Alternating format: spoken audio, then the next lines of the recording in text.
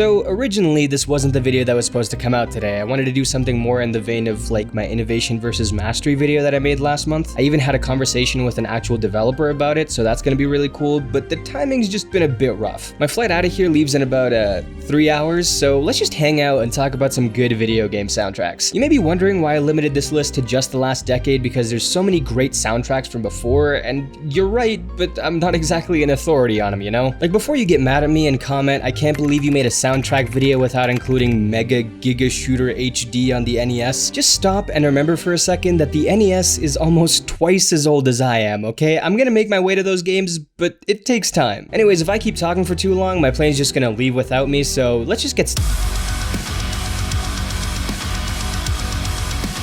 Yeah, you're not gonna get a modern soundtrack video that doesn't mention Doom. Doom Eternal's soundtrack is great as well, but it feels a little bit rough around the edges, and considering all the drama that's gone on surrounding id Software and Mick Gordon, the composer, you can kinda see why. 2016's soundtrack is superior in my opinion, but either one can be put on just to get your blood pumping. These songs are unfiltered energy, and I don't think there's a single bad track on either OST. BFG Division is kind of the consensus favorite, and yeah, it's pretty undeniably great, but a song that doesn't let up and has that "is this really what the kids are listening to these days" energy is Vegacore. It is unrelenting. To some people it's just noise, but like, is really good noise. I clumped Metal Hellsinger in here as well because they're both going for a similar vibe and they both win me over despite being metal. Like I've said before, I don't really listen to metal, but especially within these games, these tracks work amazing. One of the best parts of Doom's soundtrack is how it reacts to your gameplay, and obviously Metal Hellsinger pulls the opposite to a degree with your gameplay reacting to the music. But it's also kind of a closed loop system with all that, because playing better adds more instruments, bumps up the bass, and eventually adds vocals if you're doing really great. I think Stygia is pretty clearly the standout track on this one, but again, I don't think there's any weak links.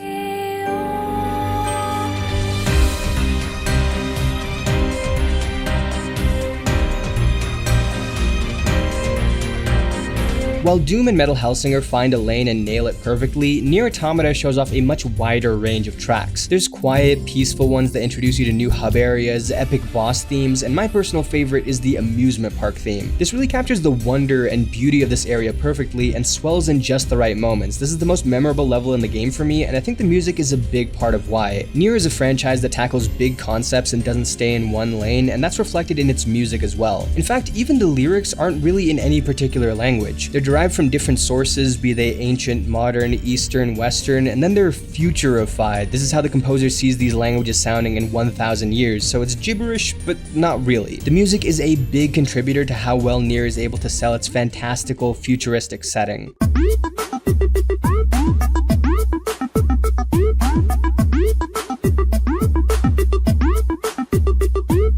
I think for the most part, I have a pretty decent memory, but a lot of the time it needs to be jogged. For a lot of these games that I'm talking about, I know a couple of songs off the top of my head, but I won't really be able to think of all that many. Hotline Miami is different. I can think of so many of the game's melodies on the spot just because they're so funky and so damn catchy. A lot of electro and synth pop soundtracks feel like they're almost an automatic W. I haven't heard a single bad soundtrack with these elements, to the point that a lot of them honestly could have been on this list as well, but also I could see a lot of these songs from one game being from another. Even in the great ones, there's a bit of interchangeability, but Hotline Miami songs sound like Hotline Miami songs. From the upbeat stuff that plays during your rampages, to the cold, distant, warbling track that plays when the deed is done, to the loungy shopkeeper theme. This honestly might just be my favorite game soundtrack, period. The ones on this list aren't in any order, but if they were, this may have just been at the top. I also wanted to slide Ape Out in here because while it's not as memorable and it doesn't have the same vibe as Hotline Miami, these games are fairly similar gameplay-wise. I really like how Ape Out lets you add percussion and horns throughout the gameplay. It makes you feel like part of the music, and that's genius to include in a jazz soundtrack. Improvisation is a key element to that music, so being able to contribute to that improvisation is a very unique feeling.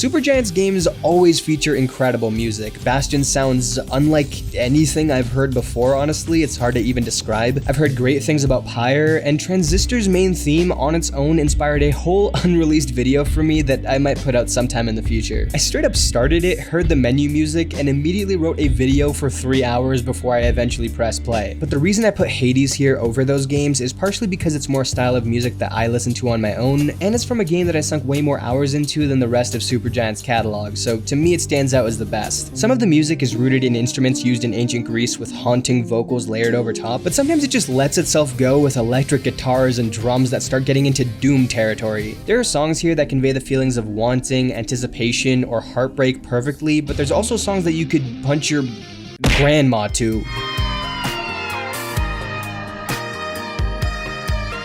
Risk of Rain 2's soundtrack sounds like if a cowboy strapped on guitar-powered rocket boots and headed to the moon. I'm not even gonna explain this one, I'm just gonna play the Stage 4 soundtrack so you know what I'm talking about.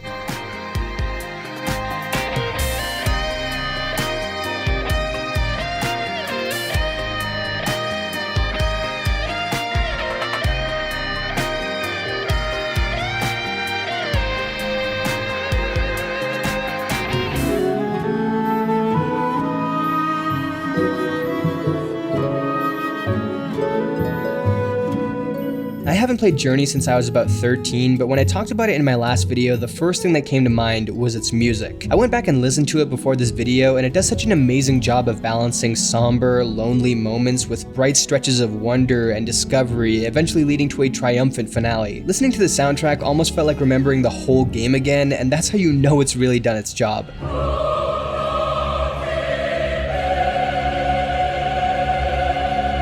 Bloodborne is sad. Even when it's cool, it's sad. Every song on here, even the loudest and most bombastic, are drenched in some level of despair, almost like the songs are reflecting that inside these giant beasts there are people who have lost themselves somehow. You go to your hub area and there's no catchy tune playing for you, it sounds like somebody's just died every time you pop in there. You fight the hardest boss in the game, and in its first phase the music is downbeat and almost disappointed, like the game is telling you should be ashamed of yourself. There are a lot of great Souls themes, a lot of great boss themes, but Bloodborne feels like the most consistent and focused of the bunch.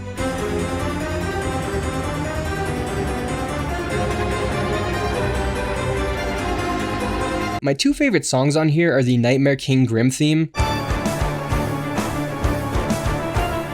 and the Cornifer song.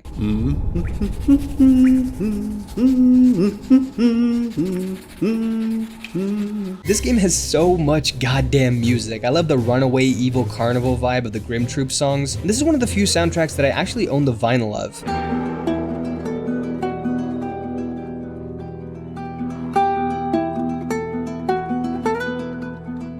Speaking of soundtracks that I have a vinyl of, this one stands out as being the only one that I associate an entire instrument with. This maybe has my favorite main theme in any game. That might be a bold statement. I feel like if I saw all of them in front of me, I might start questioning it, but I don't think any of them are this strong while also being this unassuming. And that honestly goes for every single song in both games.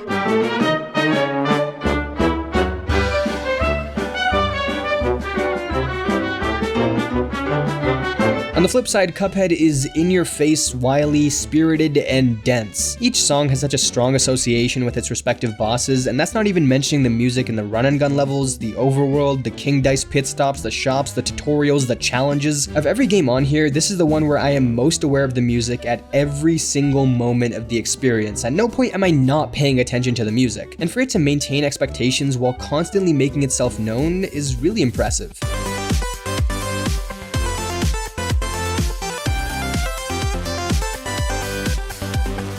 I feel like this one's cheating a little bit because it throws on some of the best tracks from games like Undertale and Shovel Knight, but even on its own, Just Shapes and Beats has an unlimited supply of amazing tracks. My two favorite original ones are Final Boss and Try This. The second one sounds like a frickin' spy thriller, I love it. Of what I've played so far, this has my favorite rhythm game soundtrack, and I'd be over the moon if they announced a sequel to this. Obligatory Minecraft inclusion before somebody kills me, yes, it's great. I'm not exactly a seasoned Minecraft vet, but yeah, it's an amazing OST. I just don't have much to say about it that you haven't already heard. Those are some of my favorite game soundtracks in the last 10 years. Let me know what your favorites are. I honestly really have to get out of here, so leave a like, subscribe if you're new, join the Discord, it's in the description, and I'll see you next time. Peace.